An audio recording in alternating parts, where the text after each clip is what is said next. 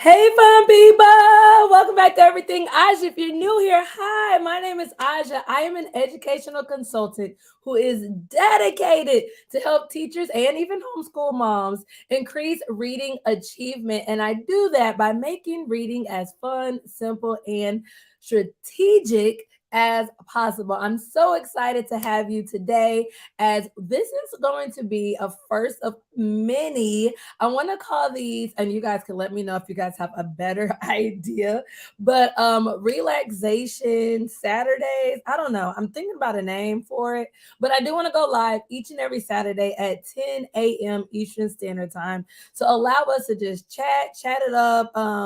Really get strategic about teaching reading and even get to know each other even further. So today it is back to school time. Oh yeah, we are going to do back to school live Q&A. You can ask any question you have, even if it's not really directed to back to school. This is the back to school live Q&A. Woo, woo. I know here on the East Coast, school literally starts in about a week. A lot of teachers have gone back for pre-planning. They're in the phase of setting up their classrooms. Woo, woo. Do I have anybody in the chat box that has already set up their classroom? I would love to know. And if you have, what is your theme? Woo, woo.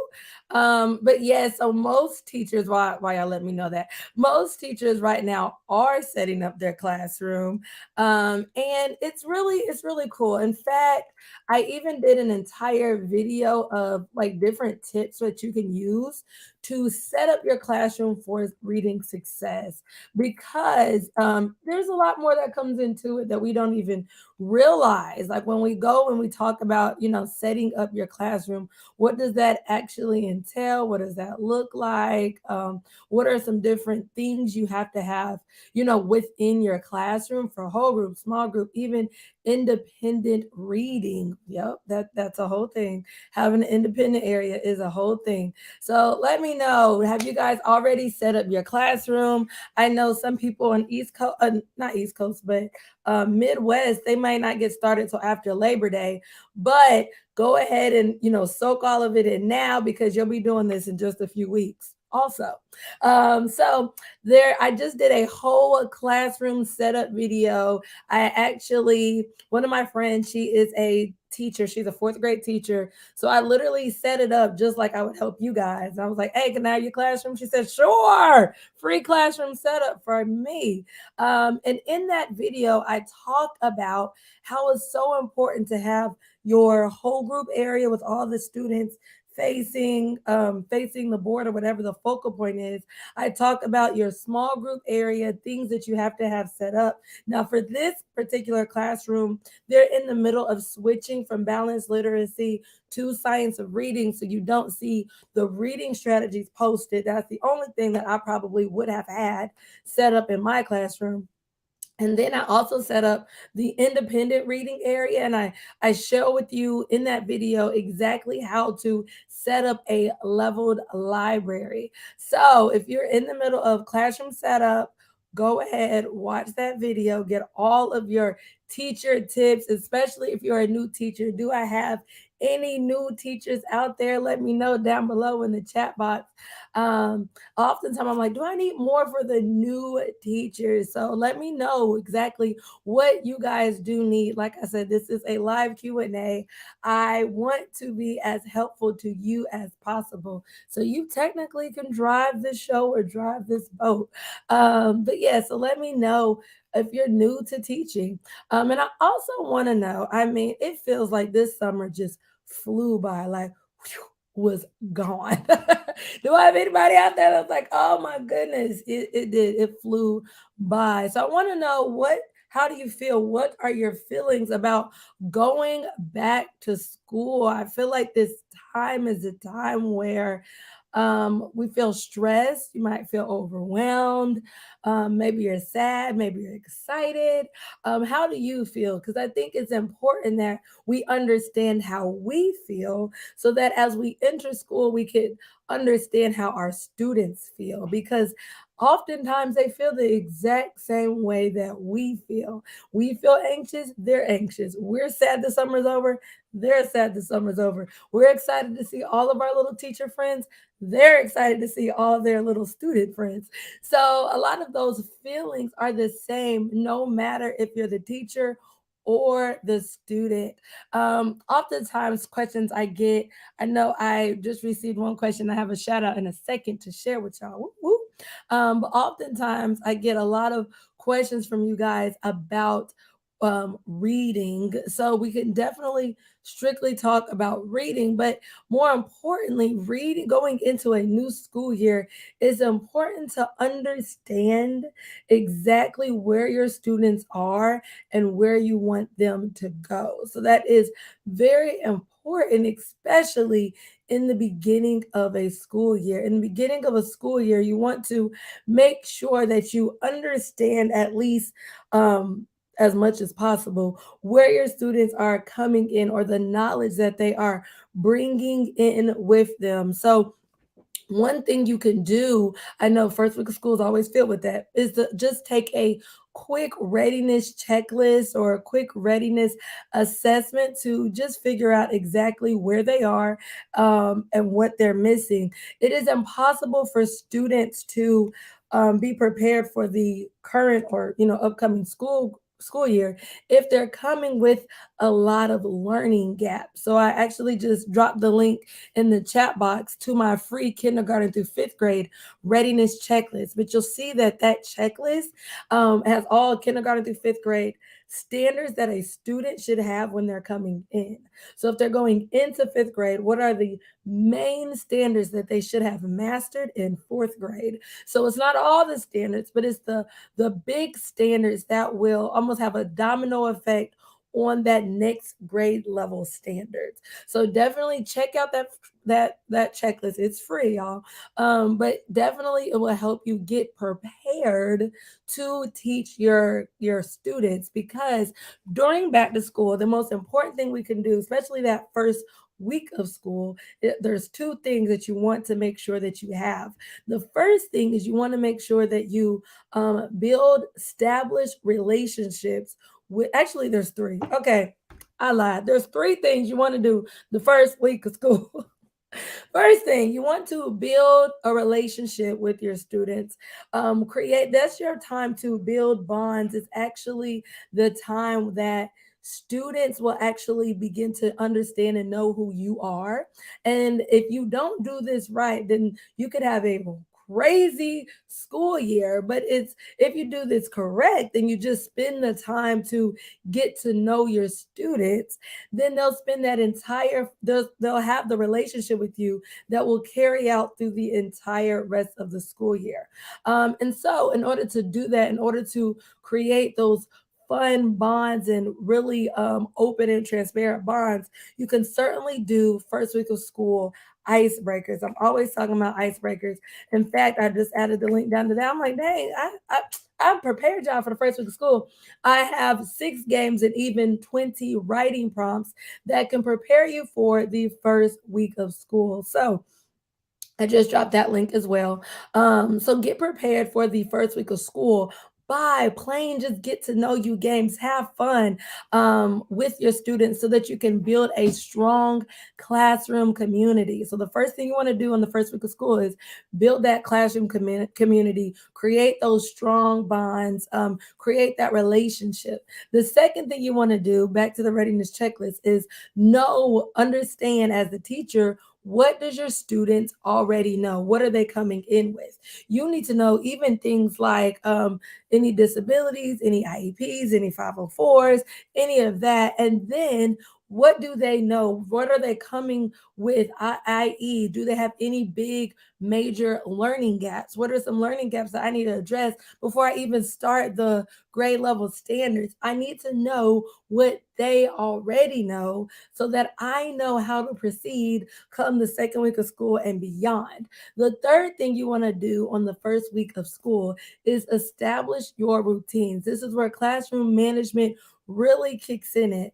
That first week of school needs to be going over policies and procedures. I know all of my teachers in my teaching by design program, woo woo, shout y'all out. But they one part in our program is strictly classroom management and understanding the routines and transitions that we want. Because in order to have, reading achievement, in order to improve students' reading level, in order to really dive in and close those learning gaps, you have to have a classroom management routine, procedures, because if not, there's no way that you're even going to get to teaching if the kids don't know how to come in and learn. So creating that safe, warm, and welcoming classroom environment is important. And that's even why it's in my program.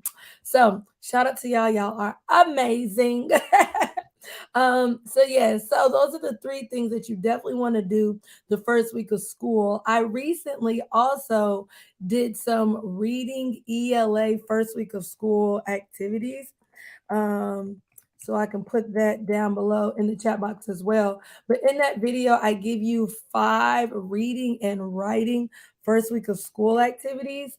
And the really cool thing is, I think there's like 2 writing and 3 reading things that you can do on the first week of school. So even more. So I'm giving y'all lots of things to do. I mean, y'all pretty much have planned your whole first week of school. But this is because I'm telling you, how to set up and build bonds and to do all these great things. And I'm not going to ever tell y'all to do something without trying to give you the means or help you do it.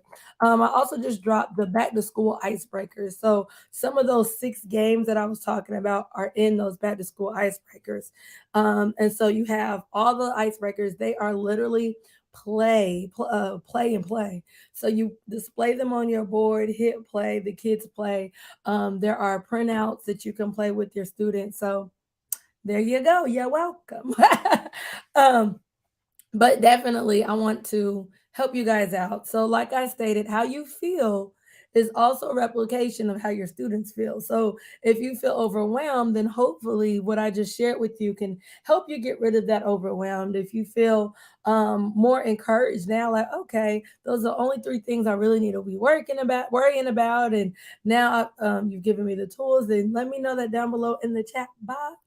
I would love to know. And so, that's pretty much the first week of school, but also back to school time. There's so much. Y'all let me know this. Is anybody, like I stated, my friend who I was helping her set up her classroom, her school is doing a reading transformation. So are any of you guys going through that right now? Like, is your school right now switching reading companies? Are they switching from balanced literacy to science reading? Maybe they're having you guys get trained in letters or even Orton Gillingham. Let me know down below in the chat box. I would love to know what your schools are doing so that I can help you guys.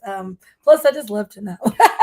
I love to know so that I know what it is that you guys may need, or whatnot. But I know a lot of schools down here in the South are either doing, I've been Orton Gillingham trained for years, but a lot of them are starting to do letters or Orton Gillingham. And I'm like, I've been doing Orton Gillingham since like 2013. So it was nothing new. And the science of reading, if you haven't checked out, I did an entire video, science of reading versus balanced literacy, just explaining the difference because a lot of schools, I know, even in New York, I read an article that now all of their districts are telling their principals to leave Lucy Calkins, to leave units of study. And so it's interesting to see the shift that is in education when it comes to reading instruction.